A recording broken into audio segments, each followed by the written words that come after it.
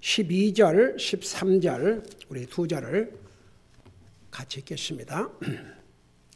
같이 읽습니다. 시작. 군대들의 왕들이 재빨리 도망하니 집에 머물던 여자도 노랑물을 나누었도다. 비록 너희가 솥들 사이에 누워 지냈을지라도 은으로 덮인 비둘기의 날개와 황금으로 덮인 그 비둘기의 깃들같이 되리로다. 아멘. 앉으시 바랍니다.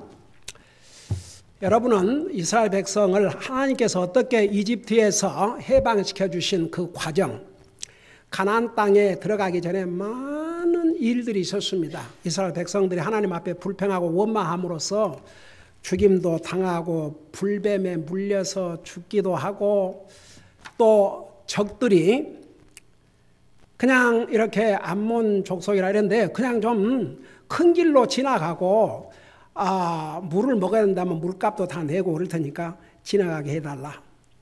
그 에돔에서 사실 후손들은 이스라엘 야곱과 한 형제 아닙니까? 진짜 한 형제. 그런데 도리어 그냥 사전에 이렇게 사신을 보내가지고 우리가 절대 해치지 않고 그냥 큰 길로만 가고 물을 사 먹어야 된다면 물값도 내고 이제 짐승들이 또 풀을 먹으면 그 값 다 내줄 테니까 그냥 통과만 하게 해달라고 그러니까 도리어 군대를 이끌고 와서 막았잖아요. 근데 이제 그 이사야서에 보면요,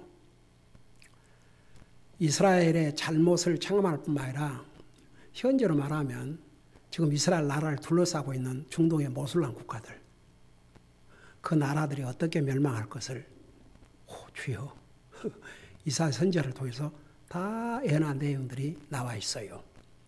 언젠가는 이제 우리가 이사야를 공부할 기회가 있을 줄로 믿습니다. 자, 그래서 이제 하나님께서 이스라엘 백성들을 이미 이집트에서 데리고 나오시기 전에 얼마나 많은 기적과 이적을 보여주셨습니까? 그러니까 인류 역사에 이스라엘 백성들만큼 하나님의 기적을 많이 체험한 민족이 없어요. 어느 민족이 바다가 말라가지고 주여 바다 물 기둥을 이루고 그냥 육지처럼 건너가고, 인류 역사에 그런 걸 체험한 민족은 이스라엘밖에 없어요. 근데 이스라엘 백성들은 하나님께서 베푸신 그 많은 기적과 이적들을 그렇게 쉽게 잊어버렸어요. 그래서 이제 시편 68편은 하나님이 행하신 이 놀라운 일들을 잊지 말고 기억을 하라. 그게 이제 핵심이에요. 그러면서 구체적으로 어떻게 하나님께서 적들을 물리치시고 어떻게 가나안 땅을 정복하고 승리하게 해주셨는지 하나님이 하신 일이에요. 여러분, 그 여리고 성, 그 하나님이 하신 것이지 무슨 어떻게 여리고 성이 무너집니까? 그 튼튼한 성이. 근데 하나님 말씀에 순종하니까 그런 놀라운 기적이 일어났어요. 여러분 보세요. 이 복음을 모르는 사람들은 자기가 선한 행실을 해가지고 착하게 살아갖고 막 하늘나라 가려고 노력을 해요. 근데 하나님 말씀에 순종하고 예수님이 나를 위해서 죽으시고 부활하시고 사랑하시는 믿고 믿음을 받아들이면 이거 기적 아닙니까? 사실은 우리가 받은 구원은 기적 중에 기적이에요. 지옥 갈 사람이 천당 하늘나라 가게 되는 게 이게 기적이 아니고 뭡니까? 그 기적이 왜 일어난 줄 아세요? 하나님 말씀에 순종함으로. 하나님 말씀에 다 이렇게 가르쳐주고 있기 때문에. 우리가 그 앞절에서 주께서 말씀을 주시니 그것을 전파한 자들이 무리가 크도다. 지난주에 자세하게 설명했죠. 그러니까 이제 그 당시에는 와, 주여 지금처럼 뭐 이런 그런 뭐 시설이 미디어 시설이나 마이크 시설이나 많은 사람을 놓고도 이렇게 메시지를 할 수 있는 그런 시대가 아니었지 않습니까? 그러니까 사람들이 들은 사람들이 전해주고 들은 사람들이 전해주고 들은 사람들이 전해주고 그렇게 해서 온 세상이 결국은 알게 되도록, 그러니까 이제 하나님이 하신 이 놀라운 일들을 이제 하나하나 다시 리마인드를 시켜주시는 내용이에요. 그러면서 이제 오늘 그 우리가 읽은 부분 12절에 보면 군대들의 왕들이 재빨리 도망하니, 여러분 그 사사기를 이제 읽다 보면은 여호수아를 읽다 보면 여호수아도 나와 있고 사사기도 나와 있을 거예요.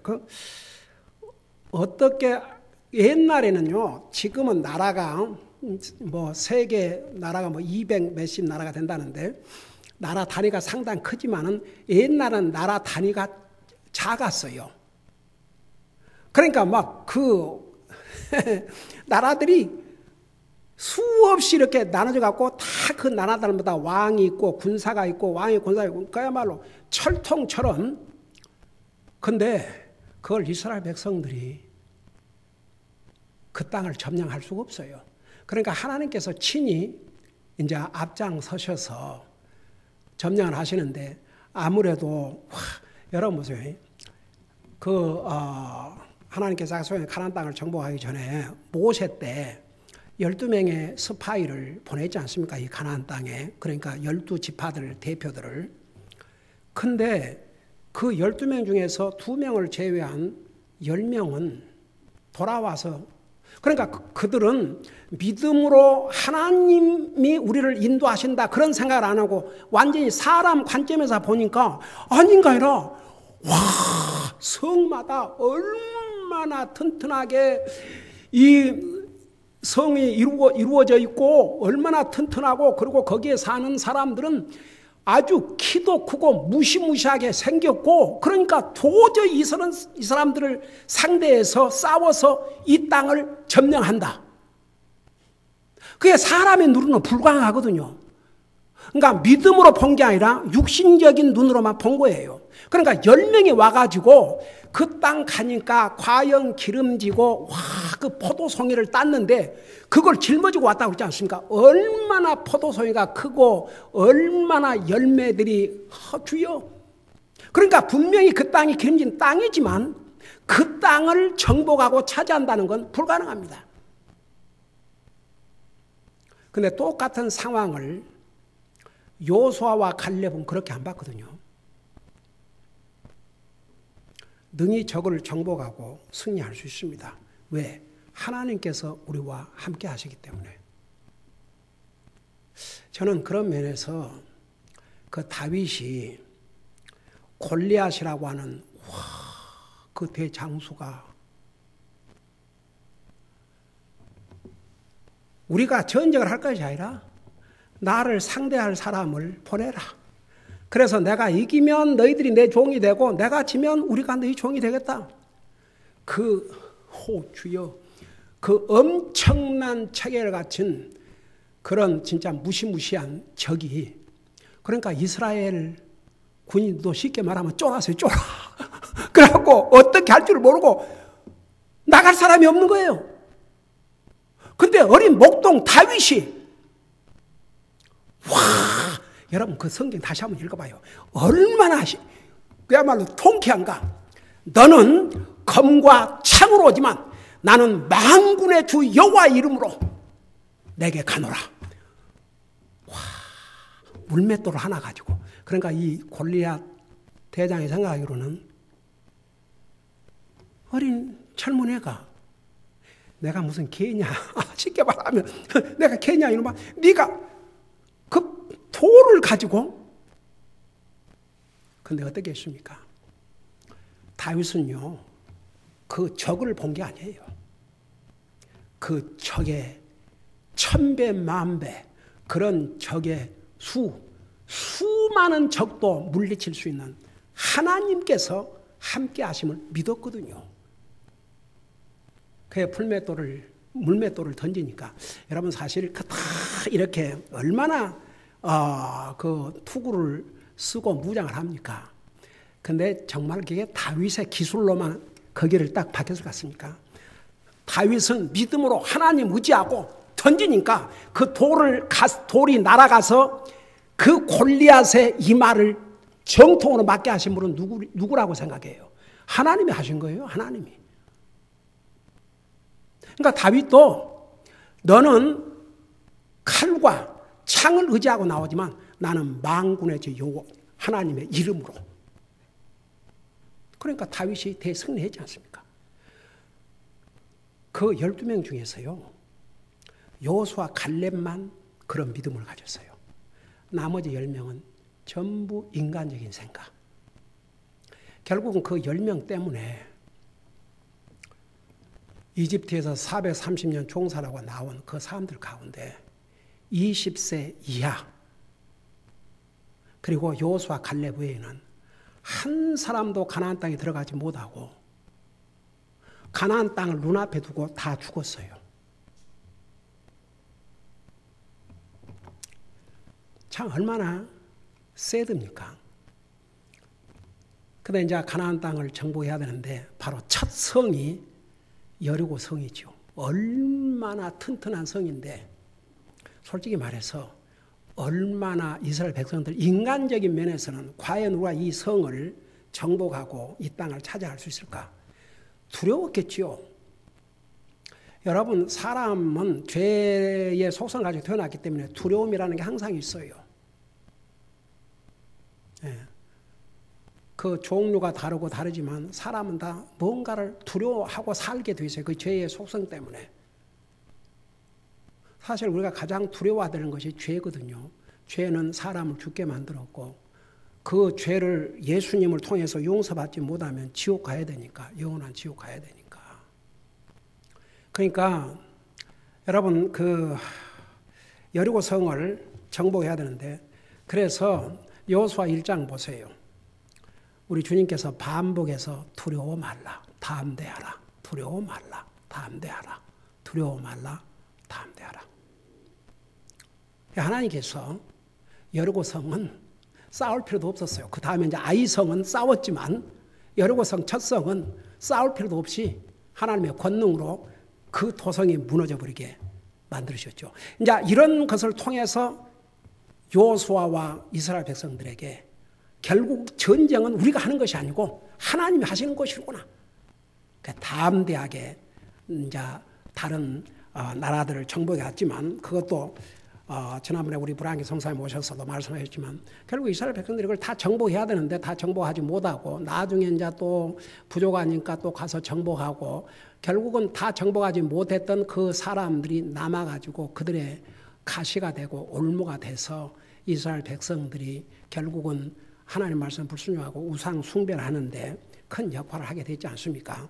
근데 어떻든 이스라엘 백성들에게 하나님께서 너희를 어떻게 이집트에서 나오게 하시고 어떻게 가나안 땅을 정복하셨는지 이런 일들을 잊지 말라는 것입니다.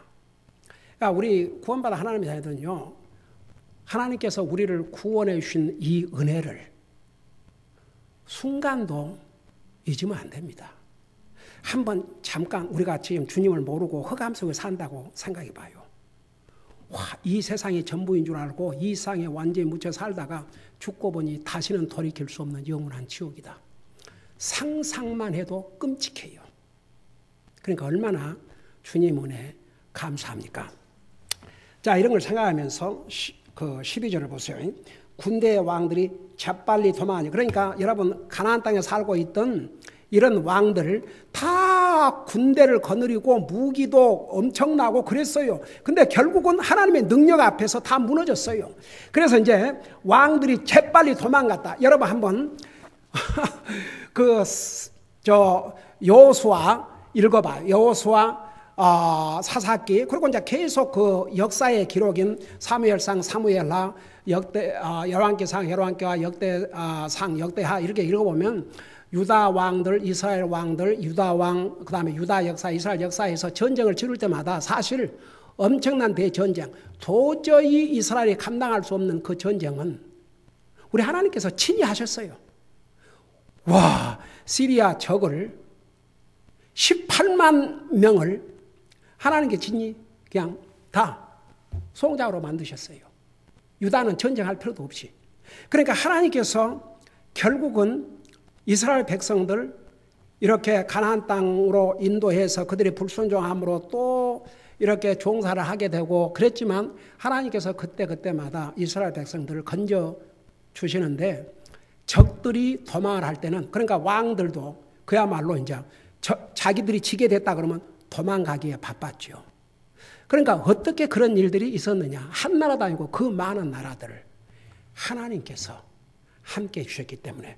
그래서 군대들의 왕들이 재빨리 도망하니 이제 이런 그 전쟁에 대해 승리가 주님 때문에 이루어진 거죠. 그러면서 집에 머물던 여자도 노략물을 나누었도다. 그러니까 쉽게 말하면 너무나 쉽게 적들을 정복하고 심지어는 집에 있는 여자들까지도 이제 여러분 적과 싸워서 이기면 그 다음에 뭘 해요? 노략물을 노획하지 않아요. 어떤 경우는 너무너무 노략할 것이 많으니까 와 그 노략물 거두는데도 며칠이 걸리고 그러니까 오죽하면 집안에 있던 여자들도 같이 가서 노략물을 가져오는 거예요. 그 정도로 쉽게 전쟁에 승리할 수 있었던 것은 바로 하나님께서 이스라엘 백성들과 함께 해주셨기 때문에 이런 사실들을 잊지 말라는 것입니다. 제가 수없이 얘기하지만 우리가 제2의 속성을 가지고 있기 때문에 잊어서는 안 될 것은 쉽게 잊어버리고 잊어버려야 될 것은 쉽게 안 잊어버리고 까꿀로 살아요. 그러니까 우리가 하나님의 은혜를 하나님께서 베푸신 그 놀라운 일들을 잊어서는 안 된다는 얘기입니다. 그러니까 이스라엘 백성들에게도 이게 나중에 지금 이 시편 다윗을 통해서 기록한 부분들이 거의 아닙니까? 근데 이스라엘 백성들이 이때만 해도 많이 잊어버렸어요. 그러니까 이제 다윗 왕 때까지 여호수아가 가나안 땅을 정복했지만 다 정복하지는 못했어요. 그리고 그 살면서도 사사기 읽어보면 얼마나 많은 세월을 이스라엘 백성들이 하나님 말씀 불순종하고 좀 살만하면 또 하나님 말씀 불순종하고 우상 숨기고 또 하나님 말씀 불순종하고 우상 섬기고 그것을 반복해 갔어요. 그러니까 다윗을 통해서 많은 시대가 지금 지나갔지만 하나님께서 어떻게 너희들을 가나안 땅으로 인도해 주셨는지 어떻게 적을 이기고 승리하게 해 주셨는지 이런 것들을 잊지 말라고 기억하라고 지금 이 말씀을 기록해서 주신 거예요. 그러니까 그것이 우리에게는 어떤 의미가 있느냐. 여러분 하나님께서 우리를 구원해 주셨다는 것은 우리가 평생 잊어서는 안 될 하늘나라 가는 순간까지 기억해야 될 일이기 때문에 그거 잊지 말아야 됩니다. 시편 103편에서 하나님께서 우리에게 베푸신 은택을 너희는 잊지 말지어다 그러지 않았습니까? 자, 그 다음에 13절을 보세요. 너희가 비록 솥들 사이에 누워 지냈을지라도 은으로 덮인 비둘기의 날개와 황금으로 덮인 그 비둘기의 깃들같이 되리로다. 자, 이게 무슨 말이냐? 여러분 솥은 뭘 하는데 사용해요? 자, 밥을 음식 만드는데 요리를 하는데 사용하지 않습니까? 주로 그 솥이 있는 곳이 어디예요? 부엌이죠. 키친이죠. 그러니까 이스라엘 백성들이 이제 이렇게 전쟁을 치르고 그러면서 제대로 어디 침대 깔아놓고 그러고 잤겠습니까?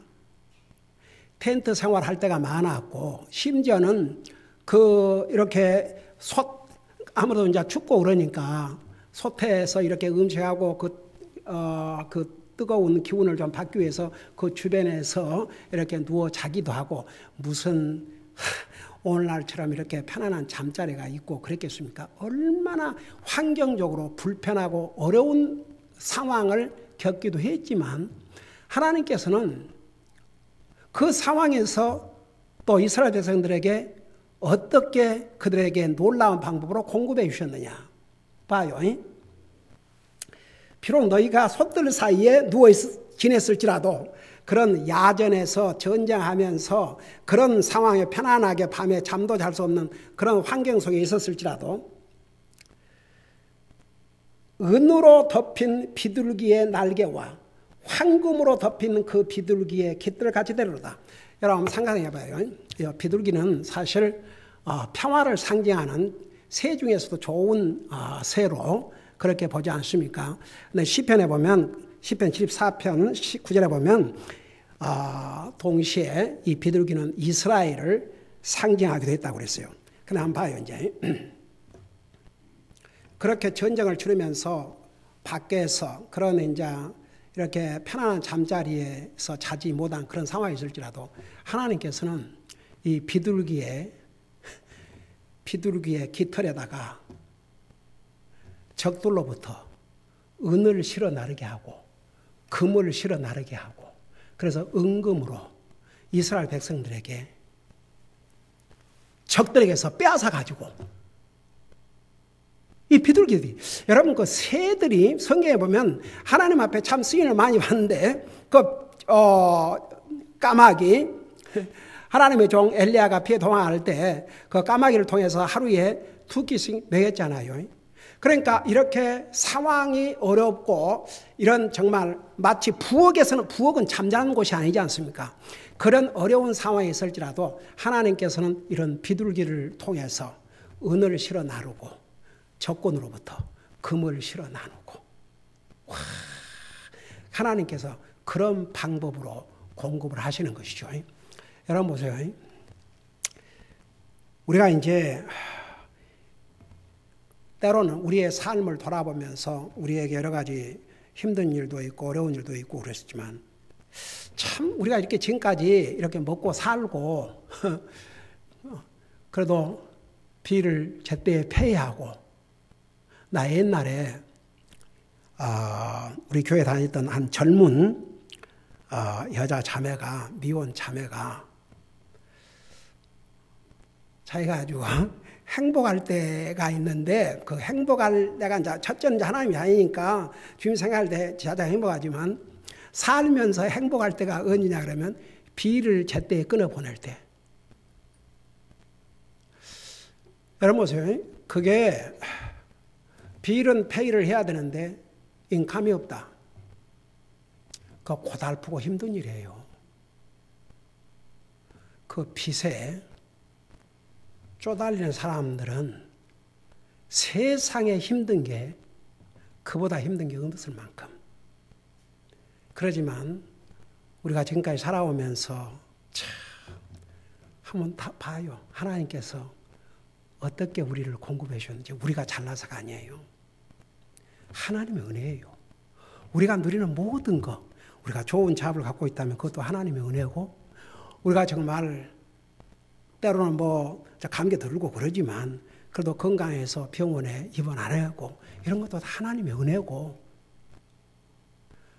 아이고야, 그것도 나이가 들어서 병원에 입원하면 그래도 이제 평생 동안 세금 내고 살아왔기 때문에 이렇게 저렇게 그 메디케어 이런 데서 이렇게 커버도 해주고, 또 인슈런스 그래도 그 서플리멘트로 인슈런스를 하니까 이렇게 커버도 해주면, 젊어서 이 아파 놓으면은 인슈런스가 다 커버되는 게 아니거든요.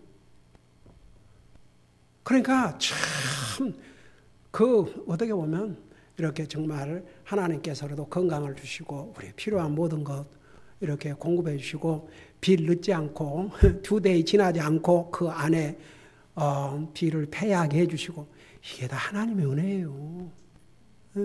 그걸 우리는 항상 하나님의 은혜로 생각해야 됩니다.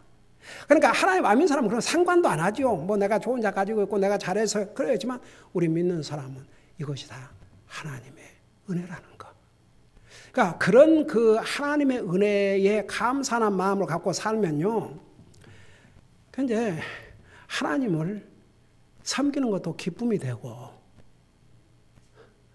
여러분, 저는 전에도 그런 얘기했지만 그 미국 교회 가서 저는 그런 얘기를 한국에서 들어본 적이 있기 때문에, Thank you, Lord, for giving us this privilege. 주님을 섬길 수 있는 이런 프리빌리지, 특혜를 주신 걸 감사드립니다. 이 형제 자매들이 주님을 섬기는 것을 프리빌리지라고 생각하는구나. 그러니까 저렇게 열심히 하는구나. 저렇게 기쁨으로 하는구나. 저렇게 즐거움으로 하는구나. 그래서 저는 그 미국 교회 가서 놀란 것이 몇 가지가 있는데, 우선 말씀을 듣는 자세부터 놀랐어요. 어린 애들이 앉아갖고 5살 먹은 아이가 양복 입고 이렇게 듣고 있는 거예요. 그 다음에 사람들의 얼굴이 다 밝아요. 그냥 다 기쁨이 충만한 얼굴이에요. 와, 저 사람들 뭐가 저렇게 해피해서 그런가. 처음에 가서는 이제 그렇게 생각할 수밖에 없지요. 그리고 다 쏘 친절한 거예요. 그냥 everybody so kind. 그러니까 그리스도인의 냄새를 그렇게 풍기고, 그래 나는 그 그리스도의 냄새, 그런 거 옛날에는 그 성경 읽어도 그게 뭔 말인가 그랬어요. 그 냄새를 풍기고 다니는 거예요. 그러니까 우리가 이스라엘 백성들이 하나님께서 지금 잠자리까지도 불편한 이런 상황인데도 하나님께서 새를 통해서 비둘기를 통해서 은을 날라주고 금을 날라주고 여러분 사실 금과 은은 옛날나 지금이나 시대를 막론하고 참 귀한 거예요. 예.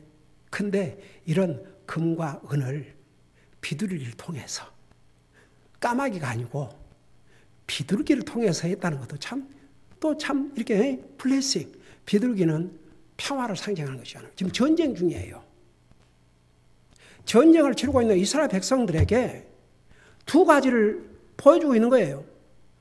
반드시 하나님께서 평화를 이루고 살 수 있도록 지켜주신다. 항상 하나님 그랬어요. 너희가 내 말에 거하면, 내 말에 순종하면. 근데 이스라엘 백성들이 하나님 말씀 불순종함으로써 많은 어려움을 겪게 됐죠. 그러니까 그런 상황에서도 평화를 약속하시고 그들에게 필요한 은과 금. 은과 금은 옛날나 지금이나 값진 것이고 그거 있으면 사는 데 지장 없어요. 그러니까 이런 방법으로 이스라엘 백성들을 공급해 주셨다 그 말입니다. 우리가 이런 하나님이 우리 하나님이라는 사실 항상 잊으면 안 된다는 얘기입니다. 그리고 이제 15절에 보면 14절에 보면 이런 말씀이 있어요.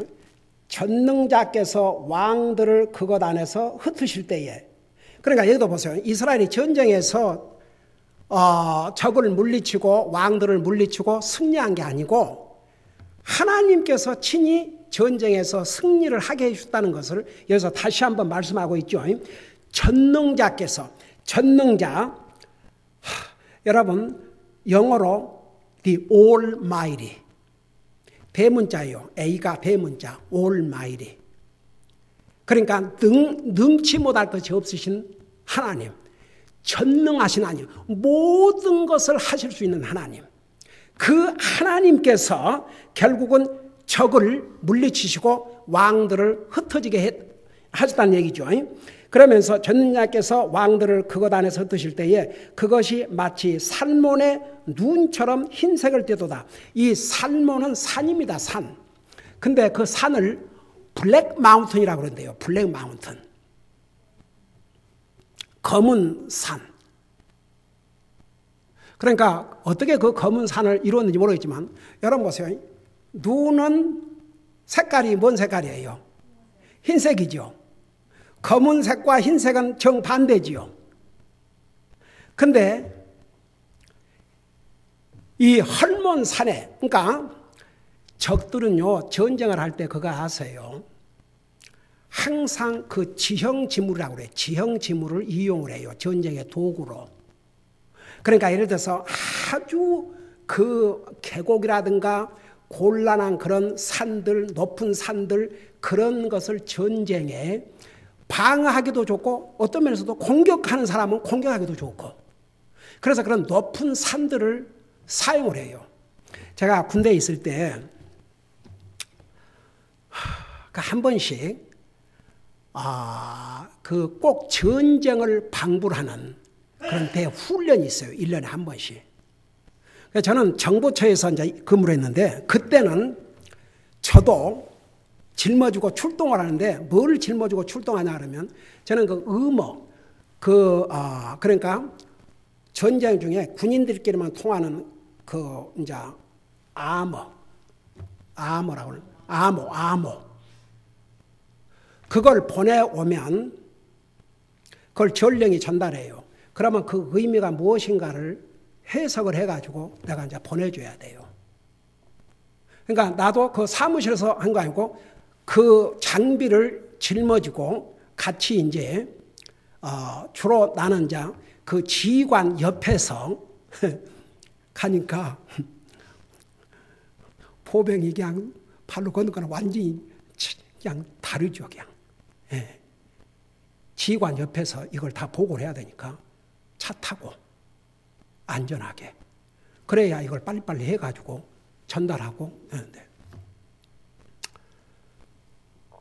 꼭 이렇게 그 산들을 사용을 해요.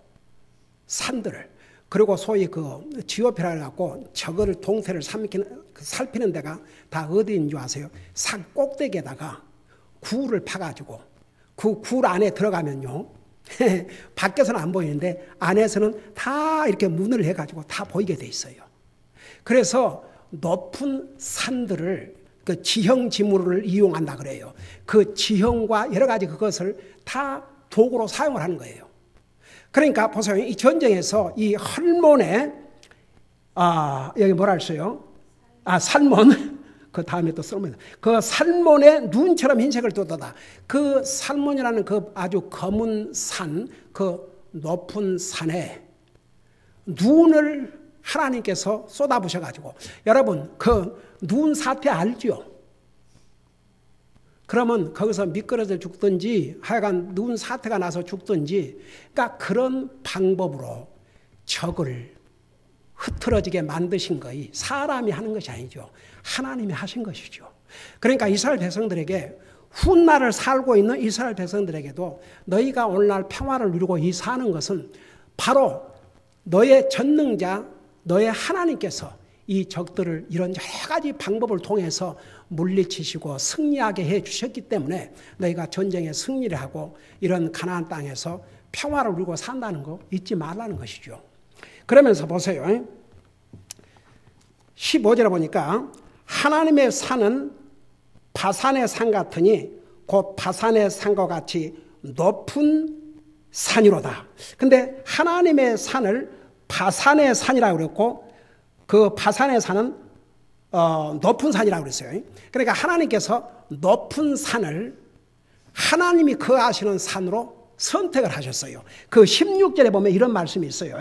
높은 산들아 너희가 어찌하여 날뛰느냐, 이곳은 하나님께서 거하시고자 하는 산이니 참으로 주께서 그 안에 영원히 거하시리로다. 그러니까 여러분 보세요. 이건 이제 앞으로 우리 주님께서 이 땅에 다시 오실 것까지를 미리 알려주시고 계십니다. 우리 주님께서 이 땅에 오실 때 투 파트로 오신다는 거 잘 여러분 아시죠? 먼저 공중 재림하셔서, 공중 재림하신 목적은 모든 구원받은 하나님의 자녀들을 데리고 가시기 위해서, 그래서 공중에 임하셔요. 그런 다음에 요한계시록에 의하면 7년 후에 우리 주님께서 지상 재림하시는데 어디로 재림하셔요? 시온산, 예루살렘에 있는 시온산, 높은 산이 올시다. 그래서 이제 그걸 미리 이렇게 또 알려주시는 거예요. 그래서 높은 산을 하나님이 거하시는 산으로, 여러분 그 하나님께서 모세를 부르실 때 어디에서 부르셨어요? 시내 산에서 부르셨어요. 그러니까 하나님께서 산을 사용하세요. 그러니까 높은 거, 높은 거. 그래서 모세를 부르신 다음에 분명히 이렇게 불이 타고 있는데 그 나무가 타질 않으니까 너무 신기해서 자세히 살펴보려고 그러니까 하나님께서 뭐라고 그랬어요? 모세에게 너 신발을 벗어라. 뭐라고 그랬어요? 그리고 난 다음에 너가 선 곳은 거룩한 곳이라고 그랬어요. 여러분 거룩한 곳이라는 게 다른 게 아니고 하나님이 임재하신 곳, 그곳이 거룩한 곳입니다. 그런 의미에서 보세요. 이 교회당 하나님의 거룩하신 곳입니다. 왜? 하나님께서 이곳에 임재를 하시기 때문에. 내 이름으로 두세 사람이 모인 곳에 내가 함께 하신다고 했어요. 그건 교회를 얘기했어요. 교회를. 그리고 교회를 주님의 몸이라 그러셨고. 그러니까 보세요. 하나님께서 이렇게 다 미리 알려주시고 이스라엘 백성들에게 앞으로 너희는 이제 우리 예수님께서 이 땅에 다시 오실 때는 왕들 중에 왕으로 오셔요. 예루살렘 시온산으로 오셔요. 높이 오셔요. 다 볼 수 있도록. 그러니까 여러분 보세요. 이것들이 다 이루어집니다. 우리 예수님에 대한 수많은 예언들 중에서 여자의 후손으로 올 것이다. 그대로 이루어졌죠. 처녀의 몸에서 태어날 것이다. 이루어졌어요. 베들레헴에서 탄생하실 것이다. 이루어졌어요. 그 다음에 우리를 위해서 죽을 것이다. 그건 주님이 친히 구약 성경에도 많이 해냈지만 주님께서 친히 말씀해 주시고 제자들에게 3일 후에 부활하실 것이다. 뼈를 꺾지 않을 것이다. 이런 내용, 예수님에 관한 그 예언 수없이 하셨어요. 다 이루어졌어요. 예수님께서 땅에 오셔서 이제 내가 예루살렘에 가서 잡혀 죽지만 3일 후에 부활해서 너희들보다 먼저 갈로 갈 것이다. 그대로 하셨어요. 40일 후에 부활하셔가지고 40일 동안 부활하신 다음에 40일 동안 그분의 살아계심을 이렇게 보여주신 다음에 하늘나라 가시면서 뭐라 그랬어요? 그 두 천사들이 오늘 너희가 본 이 예수님은 너희들이 본 그대로 다시 이 땅에 오실 것이다. 그 예수님께서 다시 오셔요.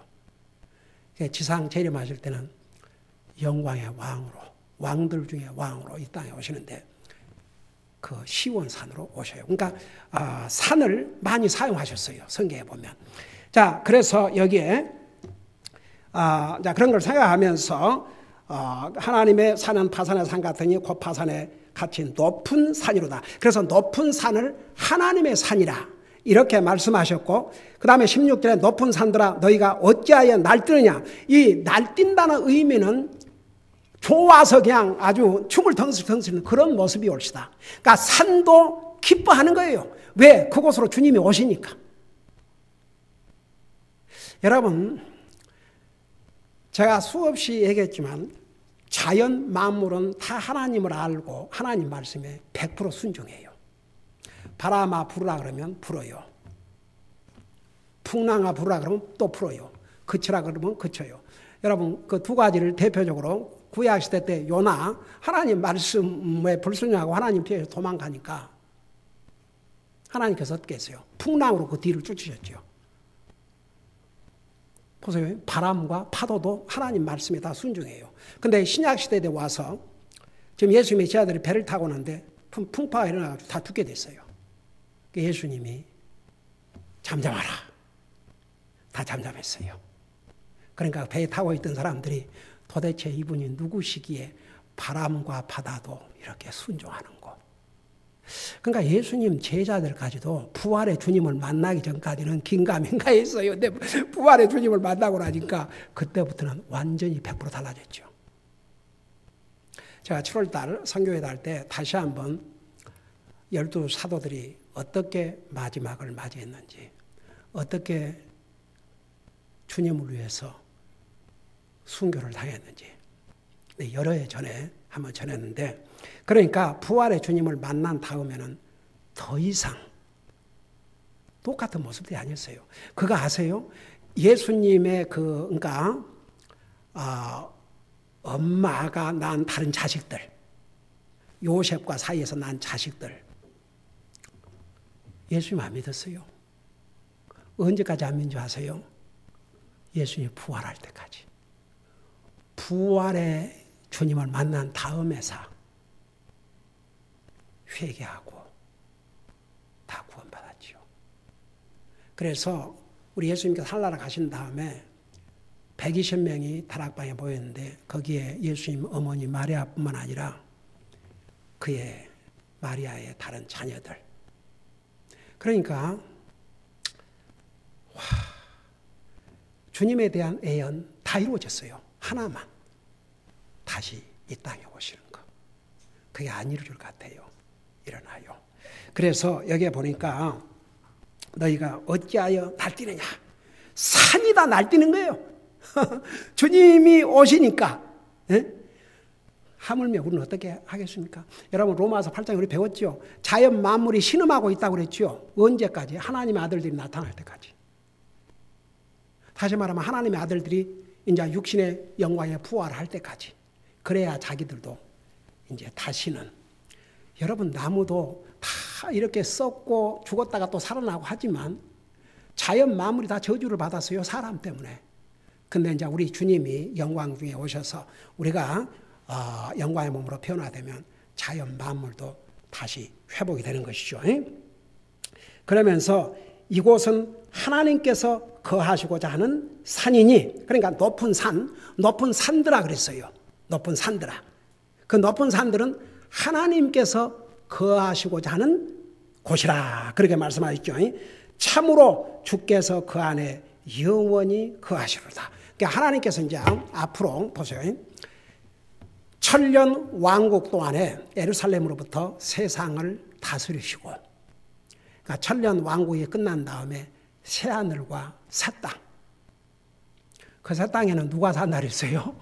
구원받은 유대인들이 살아요.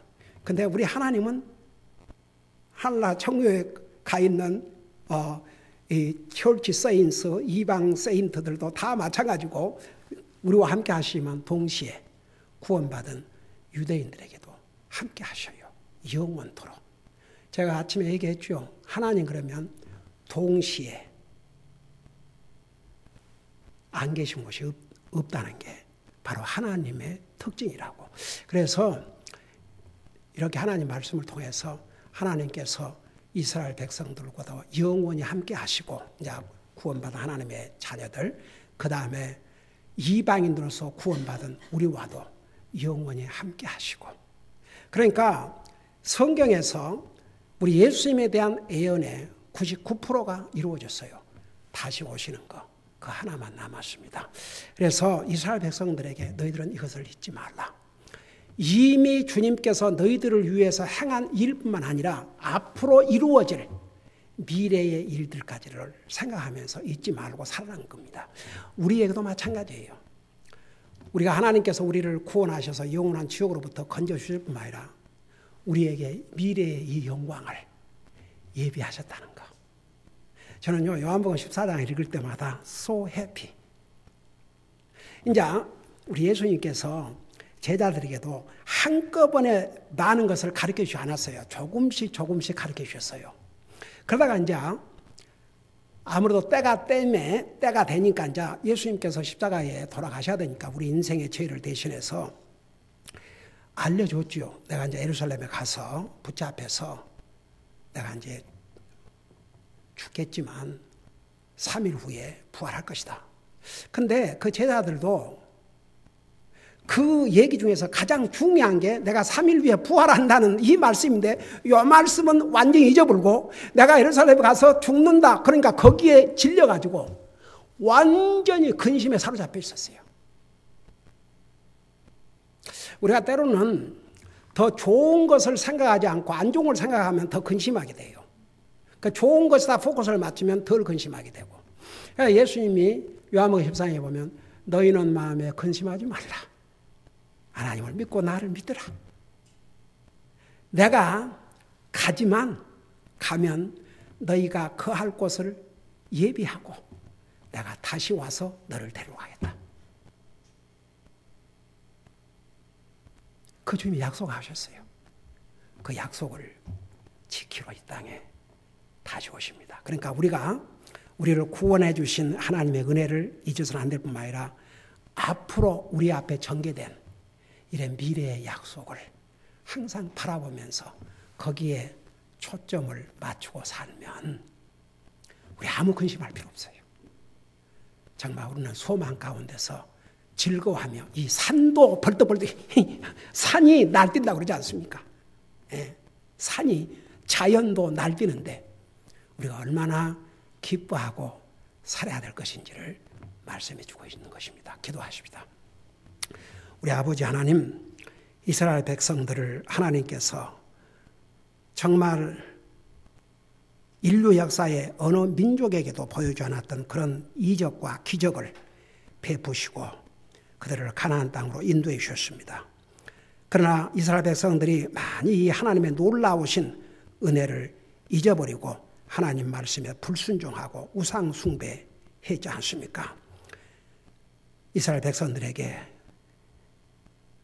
너희에게 하나님께서 어떻게 가나안 땅을 정복해 하시고 승리케 하시고 공급해 주시고 인도해 주심을 잊지 말고 앞으로 다가올 그 영광의 미래를 동시에 기억하고 살라고 해 주셨습니다. 오늘 우리에게도 이런 주님의 놀라우신 구원의 은혜를 잊지 말게 하시고 또 앞으로 전개될 미래의 영광을 항상 소망하면서 정말 하나님 안에서 기뻐하고 하나님 앞에서 하나님 은혜 가운데서 정말 이런 자연 만물 산도 날뛰는데 우리도 항상 기쁨이 충만한 가운데 주님을 예배하고 섬기고 살게 하여 주시옵소서. 감사합니다. 사랑합니다. 예수님의 이름으로 감사 기도하옵나이다. 아멘.